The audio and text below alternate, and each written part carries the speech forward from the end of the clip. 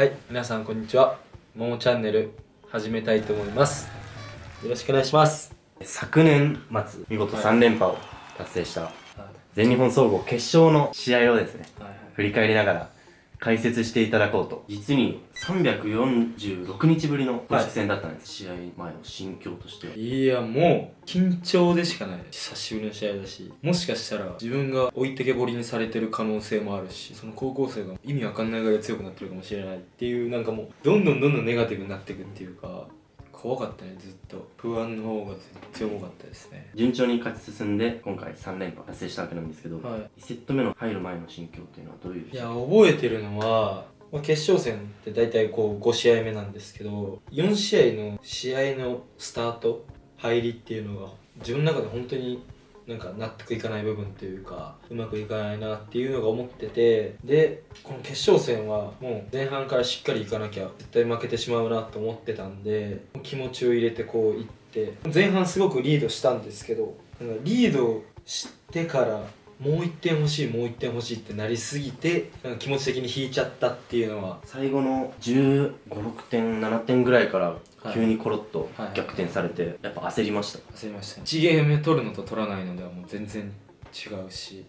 気持ち的にも1ゲーム目を取ることができたら2ゲーム目のプレーの幅ってすごい広がるんです。いろいろなことを試しながらできるし、心に余裕持ってたらこう余裕を持ってる雰囲気を相手が読み取ってプレッシャーかかっていくし、だけどこう1ゲーム取られたらもう2ゲーム取り返すしかないから、相手の球を返すんで精一杯というか、こう気持ち的にこうすごい圧迫されるんで、その時の1ゲームはめちゃめちゃ欲しがってたね。セット目取られた時負けって想像したんですか？出だしリードされた時は、あ、今回はって一瞬よぎりかけたけど何かが自分の中で立ち止まって、もうここで折れちゃダメだと思って、もう本当に300何十何日ぶりの復帰戦でそんな簡単に諦めたらいかんなと思って、もう周りの人たちのこのサポートを受けてこうコートに立ててるから、ここだけは気持ちだけは負けたらダメだな、負けるなら出し切って負けようって思う気持ちをこう切り替えれたのが良かったところかな。そしたら試合映像を見ていきましょう。じゃあ皆さんもこう YouTube を見ながら自分のもう一個とかでこう一緒に見てるような感覚で見てもらえれば、はい、嬉しいんで。準備できましたか？一緒に見る準備できました？あとこれあれですね、ロエベとトトロのコラボなんで。それをプレゼントじゃないの？絶対やだ絶対やだこれめちゃめちゃ嬉しかったの見つけた時。はい、行きまーす。は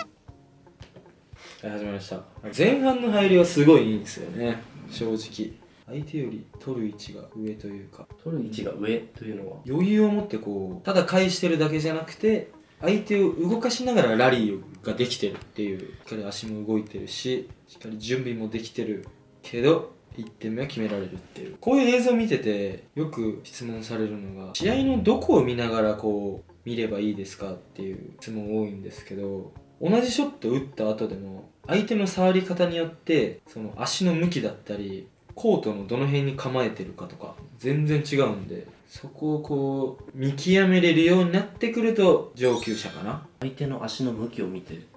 どこに来やっぱるかを自分がさこう有利だったら相手のこの打点が下になるわけよ。下になったら前に詰めるとか、下になったらさっき前に詰めたから次は後ろに下がるとかで、その駆け引きをこうやるのがトップになればなるほどあって、逆になんでそのねヤマ張って簡単に決められてしまうのみたいな場面も多いんですけど、正直それもそこで失点したとしても次同じ場面が来た時に相手にプレッシャーになるんですよ、正直。だからそこのポジショニングも今の違うって見つけることができたらだいぶ上級者。常山選手とかすごくうまいですよね。はい、やっぱり身長もそんなすご飛び切り高いわけでもないし、ショットのキレとかはありますけど、めちゃくちゃスマッシュが速いわけでもないけどこんなに強いっていうのはポジショニングだったり、自分がどこに打てばやられないかっていうその危機管理能力がすごく高いなっていうのはこの辺からですよね。で18点目取ったんかなこれ。やりながら流れ変わってきてるなとか感じるんですか？感じる。いつもしないようなミスをこうしてしまった時とかはやばい焦ってるっていうのを思うし、多分相手もあれこんなミスしてくれるってことは焦ってるのかなっていう気持ち的余裕も与えちゃうし、18オールの時のカットミスとかは本当に1点欲しいが上にゆえにこうミスってしまうというか、98のラリーもスピードは上がってるけどしのがれて相手のリズムになっちゃってるから嫌がっちゃうよね、ラリーを。で試合中緊張とかするんですかとかもすごい聞かれるけど、めちゃめちゃ緊張するタイプですよ俺。見せないのは何か自分との約束というか、やっぱ相手に感じられたくないし、あこいつ緊張してるなっていうのもうそこから試合が始まってる。もう顔に出した負けだから、このクリアとロビングっていうのはバドミントンにおいてすごく大事なんですよね。それを嫌がってるってことは相当自分に自信ないってことなんで、やっぱり相手を後ろに揺さぶってからの方がリズム作りやすいんで、2ゲーム目の2オールのサーブレシーブミスも相手を後ろに揺さぶりたすぎて強く打ってしまうっていう、そういう気持ちの表れだったんですね。そうですね、負けパターンですねこれは。よかったな。もうこの時は自分の中で戦術というよりはもう我慢して1球でももう相手のコートに返そうっていう、でもそういう時の方が逆にいいプレーできたりするんですけど、トップの選手とかってすごいかっこいいというか綺麗なプレーするんで、ジュニアの選手たちとかはこうそういうとこそういうかっこいいとこだけを見てこう真似しようとする、真似するのも大事だと思うんですけど、やっぱり泥臭くこうしぶとくやるのがだんだんかっこいいというか、しぶとくやらないとまず勝てないから、勝った人の方が絶対的にかっこいいし、かっこつけて負けていくのが一番かっこ悪いから、泥臭くもう打ち方もダサくていいから、かっこよくなくていいから相手のコートに1球でも多く返すっていうのがめちゃくちゃきついですけど正直ジュニアの選手たちはそういう気持ち持ってやってほしいですね。今2セット目の8対7、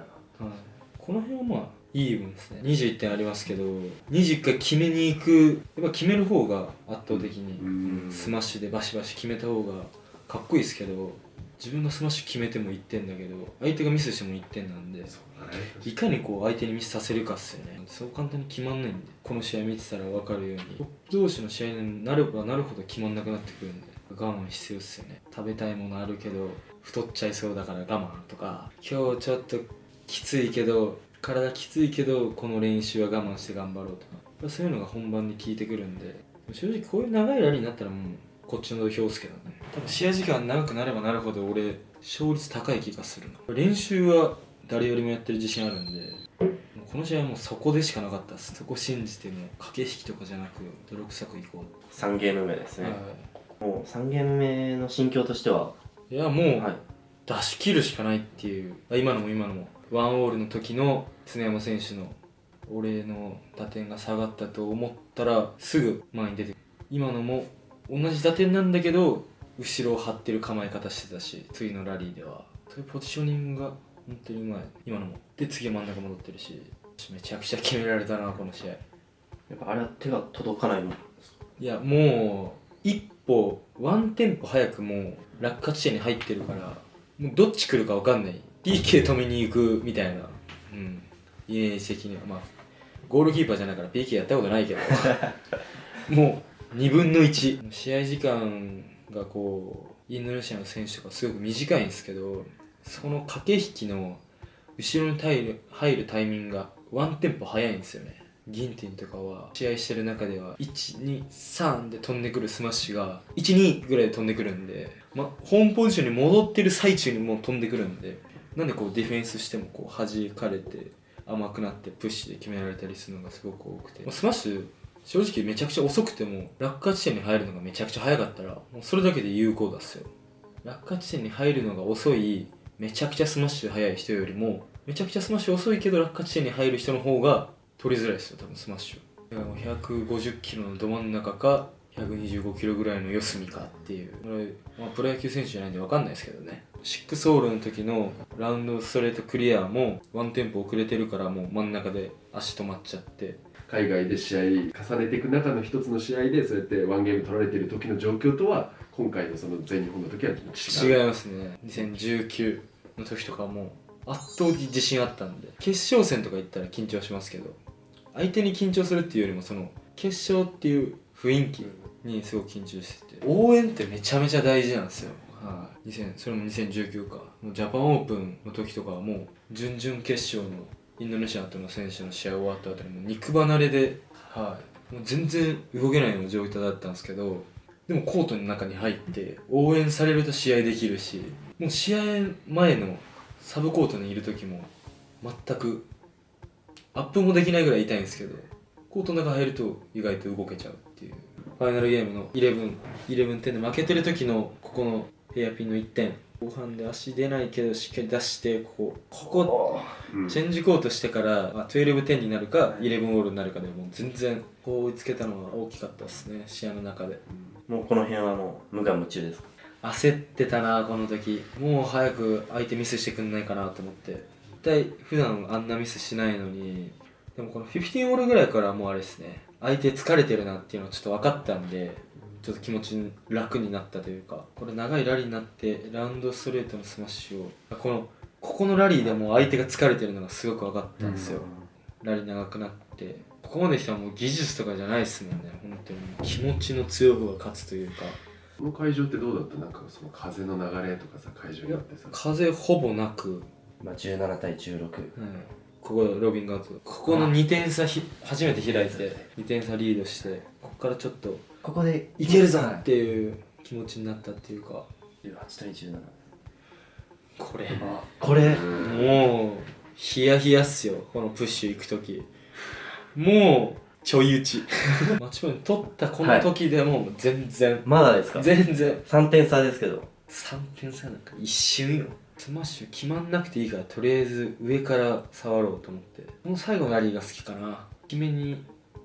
行きたいところをこう我慢して強打しながら最後、今のね、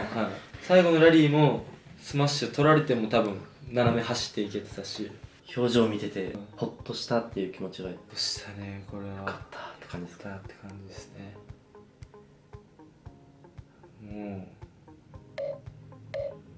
もう何も考えられないんですよ本当に。大丈夫この解説動画需要ある大丈夫です。このバッグもシルバーじゃないですか、ゴールドのバッグにしとけばよかったなすっごいこうネガティブになってくるんですよね、いきなりバッグの色が急にシルになって、いやもうこれ2位で終わんじゃねえかなみたいなそういう願掛けっていうか気になるんですね。だから結構ゴールドが好きだったり、あんま面白い試合じゃないよね本当に。なんか自分見てても苦しそうですもん自分がもっと面白い